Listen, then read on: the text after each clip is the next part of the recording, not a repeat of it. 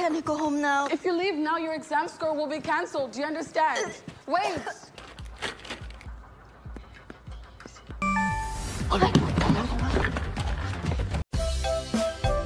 Nyontek bukan sekadar mencontek.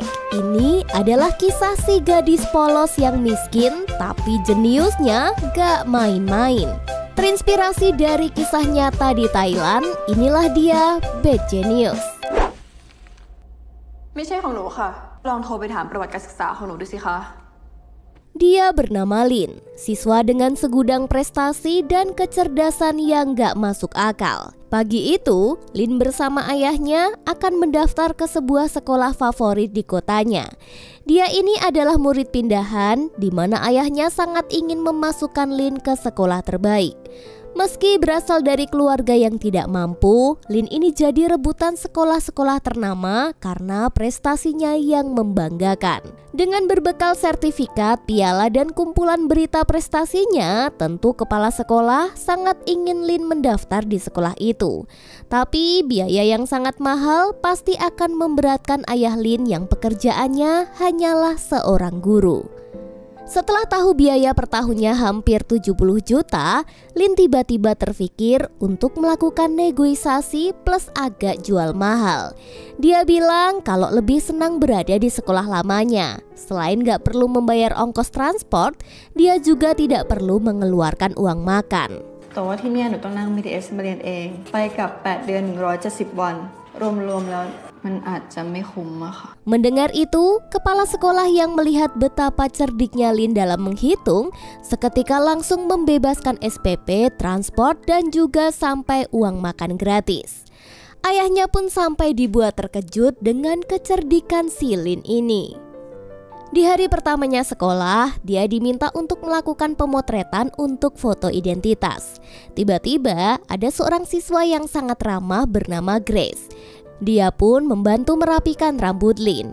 Grace ini orangnya sangat supel dan ceria. Sebagai teman, tentu dia ini sangat menyenangkan. Sejak hari itulah mereka pun menjadi sahabat. Suatu hari, saat sedang duduk di perpustakaan, Grace curhat jika nilainya anjlok.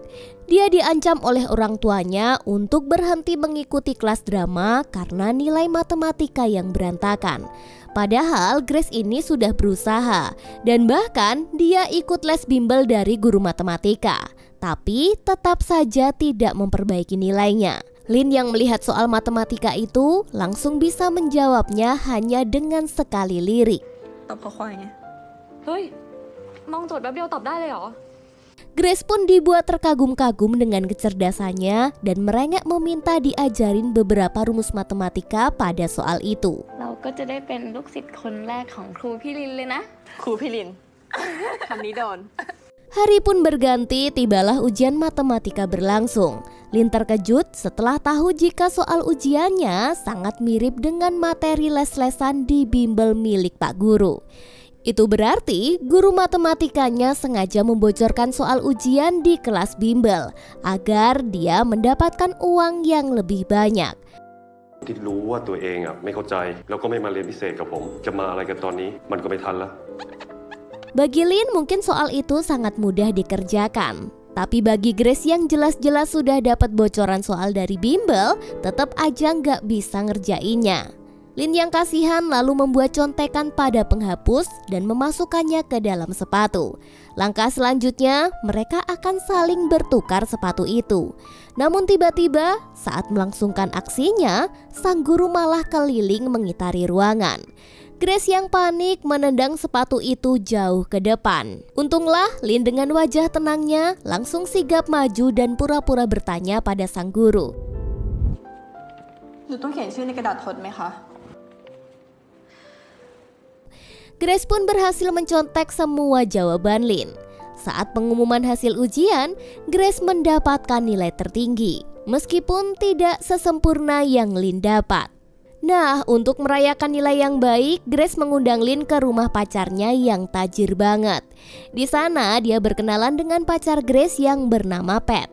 Pat ini sebenarnya nilainya biasa banget, tapi dia dijanjikan ayahnya jika nilai ujiannya tinggi, maka sang ayah akan menghadiahi mobil mewah.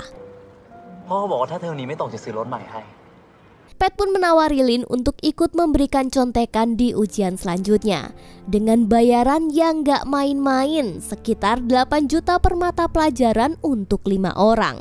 Padahal di sekolah itu mereka ada 13 mata pelajaran. Jika dikalikan, Lin akan mendapat untung 104 juta di tiap semesternya. Sebuah tawaran yang sungguh menggiurkan. Apalagi kondisi ekonomi Lin yang tidak seberuntung teman-temannya. Awalnya Lin masih menolak, tapi Pat lalu memberitahu hitung-hitung itu untuk mengganti biaya ayahnya yang membayar uang suap senilai 90 juta. Lin pun kaget karena mengira selama ini dia masuk ke sekolah elit itu secara gratis. Sepulang dari rumah Pat, Lin beneran menemukan kwitansi pembayaran 90 juta di laci ayahnya. Lin pun menangis karena merasa jadi beban sang ayah. Untuk meluapkan kesedihannya, Lin pun memainkan piano. Lin lalu bertanya pada sang ayah, kenapa dia dimasukkan ke sekolah elit itu? Sang ayah lalu bilang jika lulusan sekolah ini kebanyakan akan mendapatkan beasiswa ke luar negeri. Lin lalu terpikir untuk menerima tawaran dari Pat dengan menjual kunci jawaban ujian. Caranya adalah dengan memberikan kode lewat notasi lagu klasik. Setiap orang akan diminta menghafal not lewat gerakan jarinya, dan Lin hanya akan memberikan 3 jawaban soal. Lalu dia akan lompat ke jawaban nomor 4, begitulah seterusnya. Hal ini dilakukan agar guru tidak mencurigai jika hasil mereka terlalu sempurna. Benar saja, ujian semester pun telah berlangsung. Aksi mencontek ini pun benar-benar sukses. Lin tampak begitu mudah memberikan kode pada 6 temannya ini. Nilai mereka benar-benar naik secara drastis. Pat dihadiahi mobil sport oleh ayahnya dan Lin mendapatkan 100 juta pertamanya. Lin lalu membelikan kemeja mahal untuk sang ayah. Dia mengaku uang itu didapat dari hasil mengajari les piano teman-temannya. Ternyata les piano terselubung itu diam-diam menyebar ke teman-temannya. Tentu saja Lin pun senang karena uangnya akan bertambah banyak. Hingga tibalah Lin menjadi murid teladan dengan nilai tertinggi di sekolah. Tapi dia tidak sendirian. Ada satu murid beasiswa lainnya dari kelas sebelah yang juga sangat berprestasi. Dia bernama Beng. Nilainya juga hampir sempurna mendekati nilai Lin. Karena prestasinya ini, mereka berdua pun kerap mewakili sekolah dalam berbagai kompetisi akademik. Kepala sekolah begitu bangga melihat 2 murid beasiswanya. Dia lalu menawarkan sebuah beasiswa kuliah ke Singapura. Sayangnya, beasiswa itu hanya untuk 1 orang saja. Jadi, Lin dan Beng akan bersaing untuk mendapatkannya. Sekarang kita melihat lebih jauh tentang kehidupan Beng. Sama seperti Lin, Beng ini berasal dari keluarga yang tidak mampu. Ibunya adalah buruh cuci yang kerap kelelahan dalam bekerja. Beng yang pengertian tanpa diminta pun langsung membantu sepulang dari sekolah. Suatu hari saat akan mempersiapkan ujian, Beng didatangi salah satu murid bernama Tong yang mengikuti les piano terselubung itu. Dia pun keceplosan mengaku kesulitan mengingat kode not piano dan dia meminta Beng saja yang memberikan contekan kepadanya. Di sini Beng bingung, apa maksudnya not piano? Pagi itu akan dilakukan ujian gabungan di sebuah aula besar. Otomatis, Beng dan Lin berada di satu ruangan yang sama. Melihat Tong tampak terus melirik Lin, Beng jadi sebel karena mengira Lin tidak sadar jika Tong sedang menconteknya. Apalagi setelah tahu jika soal ujian itu memiliki 2 tipe, paniklah para pencontek itu. Beng yang berhati bersih seputih salju langsung maju ke depan dan memberikan kode kepada Lin. Dia ngasih tahu jika Tong yang duduk di sebelahnya sedang menconteknya. Lin pun hanya mengangguk dan sebel kepada Tong karena kegelisahannya ini malah terlihat oleh Beng. Namun Beng tidak diam saja. Dengan polos dia memberitahu guru jika ada 1 siswa yang mencontek Lin. Waktu terus berjalan, tersisa 30 menit lagi. Lin pun melancarkan aksinya dengan memberikan kunci jawaban pada soal tipe 1 dan diteruskan oleh teman-temannya yang tersebar ke seluruh ruangan. Kini tersisa 20 menit lagi. Lin pun bertukar dengan Tong yang mendapatkan soal tipe 2. Dan dia pun langsung mengerjakannya secepat kilat. Gile sih ini, jenius banget otaknya Lin ini.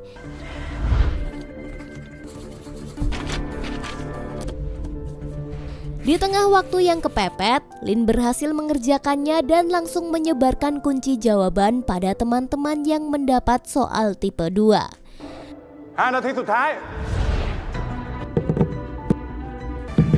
เฮ้ย พอ Ujian pun berakhir dengan sukses dan para pencontek sudah dipastikan akan mendapatkan nilai yang bagus. Namun, di luar ruangan ada Beng yang sedang mengadu ke kepala sekolah jika Tong mencontek jawaban Lin dan meminta Tong agar melakukan ujian ulang. Mereka berdua pun akhirnya diminta menghadap ibu kepala sekolah. Selang beberapa saat, guru pengawas datang dan memberitahu jika mereka mendapatkan tipe soal yang berbeda, yang berarti tidak mungkin mereka mencontek. Hampir saja mereka lolos, tiba-tiba ibu Kepsek menemukan hitungan 2 tipe soal pada kertas coretan Lin. Beng pun dibuat syok karena ternyata Lin memang sengaja memberi contekan kepada Tong. Jadilah hari itu ayah Lin dipanggil ke sekolah atas kelakuan anaknya. Lin pun dimintai keterangan kenapa dia mau membantu temannya. Jika tidak mengaku, maka Lin akan dikeluarkan dari sekolah. Lalu tiba-tiba Beng muncul lagi dan mengatakan jika Lin itu dibayar. Wah, cepu banget ya si Beng ini. บอกมาสิว่าเธอทำเพราะว่าอะไร เพราะเงินครับโต้งมันเคยจะจ้างผมให้ทำข้อสอบให้ครับ Ayah Lin yang mendengar itu sangatlah kecewa. Namun tiba-tiba Lin membantah ketika ibu Kepsek bilang, di sekolah adalah tempat untuk belajar, bukanlah mencari uang. Dengan penuh emosi, Lin pun membalas, perilakunya ini gak ada bedanya dengan ibu Kepsek yang meminta uang suap 90 juta dari ayahnya. Nah, karena gak mau ribut, ayah Lin pun langsung mengajaknya pulang.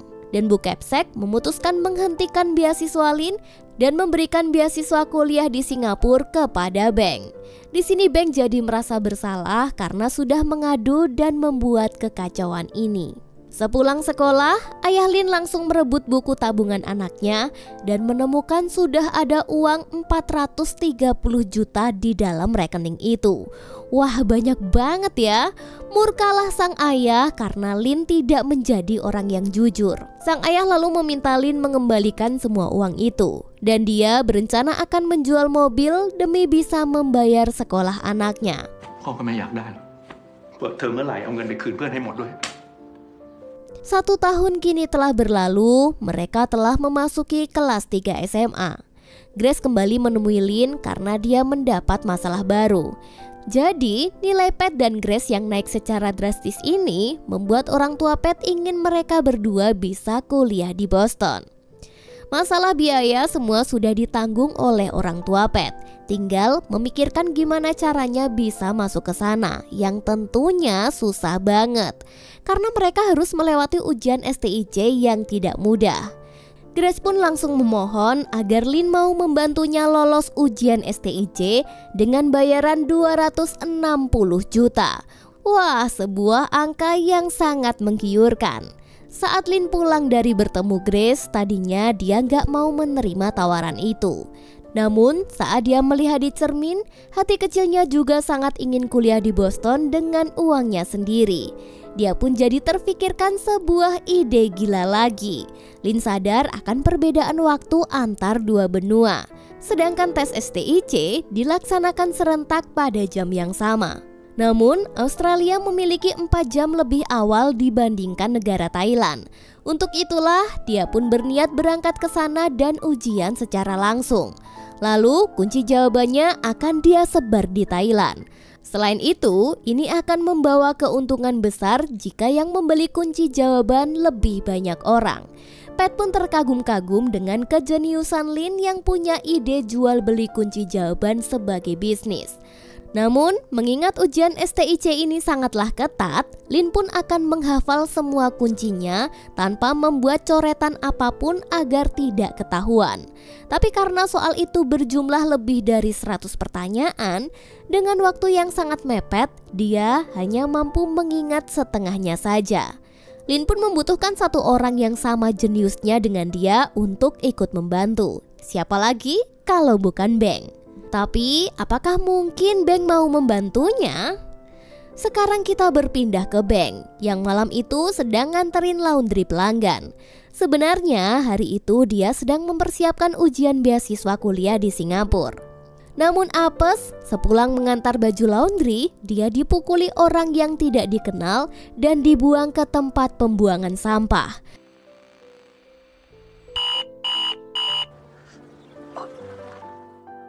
Alhasil dia pun gagal mengikuti ujian beasiswa dan berakhir dengan wajah babak belur. Di sisi lain, Pat presentasi di hadapan para pembeli kunci jawaban yang berjumlah kurang lebih 30 orang. Lin tahu jika yang bisa dibawa dalam ruang ujian nanti hanyalah pensil, penghapus, kartu ujian, dan juga paspor. Dia pun merencanakan akan menyembunyikan HP-nya di bawah toilet. Pada jeda ujian 2 kali, Lin akan langsung menyebarkan kunci jawaban itu. Dan Pat akan mengubahnya menjadi simbol barcode pada pensil 2B. Dengan ketebalan masing-masing memiliki clue jawaban A, B, C, dan juga D. Dan kunci jawaban itu akan tercetak pada 4 pensil bagi masing-masing penerima yang disertai nomor kode tiap sesi ujian. Di hari H ujian, semua pembeli kunci jawaban diminta berkumpul sebelum jam 7 pagi di tempat percetakan pensil. Bahkan, Pat memfasilitasi mereka ojek agar tidak terlambat ke lokasi ujian STIC.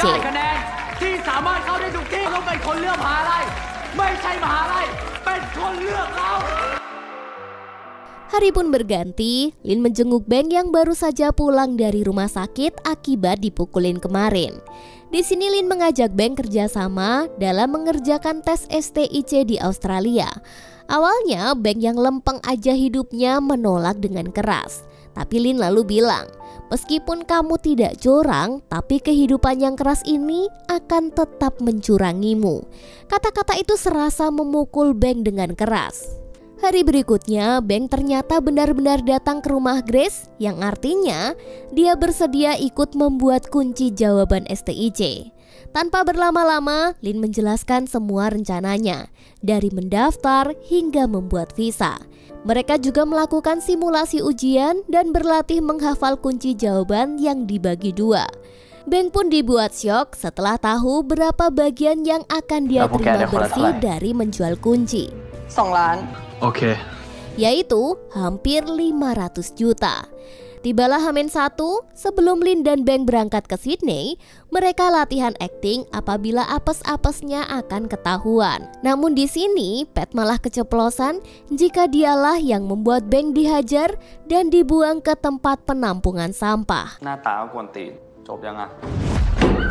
Beng pun langsung emosi dan menghajar Pat. Gara-gara kejadian itu, Beng gagal mengikuti ujian beasiswa ke Singapura. Dia juga merasa gagal menyejahterakan ibunya. Beng yang sudah terlanjur sangat marah diikuti oleh Lin yang juga mengejarnya. Ternyata Beng tetap jadi pergi ke Sydney dan tidak ingin kegagalannya kemarin sia-sia. Ya setidaknya imbalannya setimpal dengan apa yang telah dia korbankan. Mereka pun akhirnya berangkat ke Sydney bersama-sama. Beng juga meminta maaf karena tadi sempat tidak sengaja memukul hidung Lin. Mereka pun juga kompak memberikan kekuatan satu sama lain. Hari ujian telah tiba. Lin dan Beng agak takut nih karena melihat berita tentang pengawasan ujian STIC yang diperketat.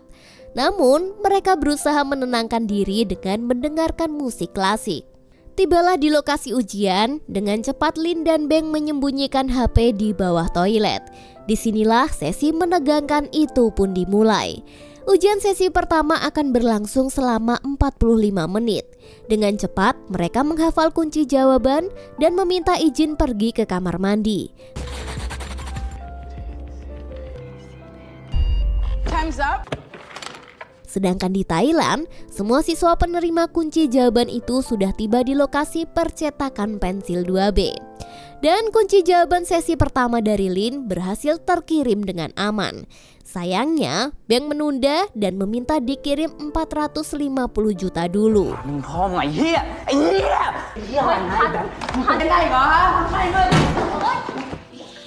Setelah dikirim uangnya, segeralah Pat dan Grace mencetaknya ke dalam pensil 2B. Selanjutnya, ujian sesi 2 pun dimulai. Kunci jawaban ini akan sedikit menyulitkan karena banyak sekali yang harus dihafal. Ditambah, Lin harus mengantri masuk ke dalam kamar mandi. Sedangkan Beng yang terlalu lama di kamar mandi akhirnya menimbulkan kecurigaan pengawas yang langsung menggedor pintunya. Whoever isn't there, please step outside. Beng yang panik malah tidak sengaja menjatuhkan tutup toilet.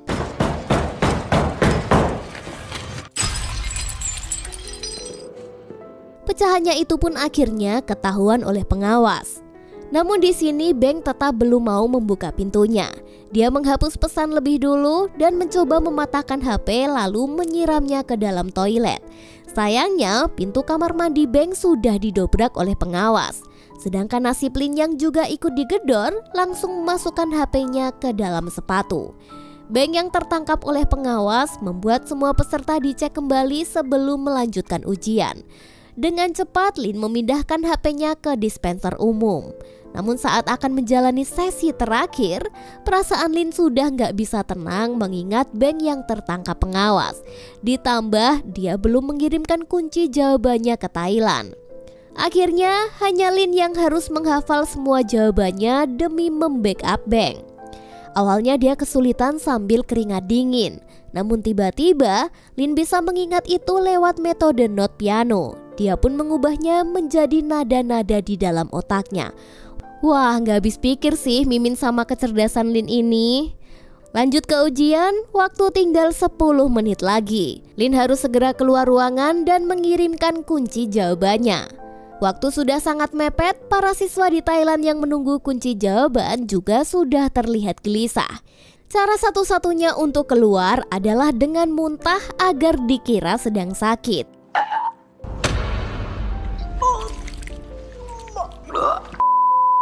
Sedangkan Grace dan Pat yang masih menunggu kunci jawaban, tiba-tiba didatangi ayah Lin yang mencari anaknya. Grace dengan wajah inosen bilang kalau Lin pergi ke Sydney untuk liburan dengan Beng pacarnya.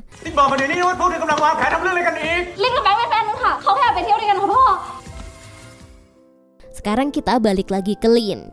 Dia berhasil keluar ruang ujian dan mengambil HP-nya. Namun ternyata pengawas yang menangkap Beng kini giliran mencari keberadaannya. Sambil kabur, dia pun terus mengetik kunci jawaban dan mengirimkannya ke Grace. Sayangnya, HP Lin tersenggol orang hingga jatuh. Saat dicek, layarnya sempat error. Ditambah lagi, pengawas berhasil mengikutinya di belakang. Kita berpindah ke Thailand, suasana sudah keos menunggu pesan dari Lin.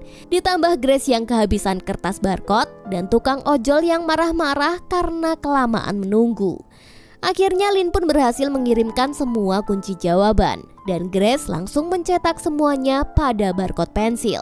Sedangkan nasib Lin, pengawas sudah ada beberapa langkah tepat di belakangnya. Untungnya dia bisa akting muntah lagi. Hey! Are you okay? No, I'm sick. You have to come back to the test center with me.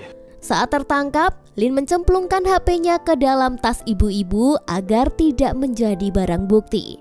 Sekarang kita kembali ke Beng yang sedang diinterogasi pengawas. Dia dilaporkan ke kedutaan Thailand karena mengaku membuka kamus di HP-nya. Akibatnya, Beng pun di-blacklist dari ujian STIC.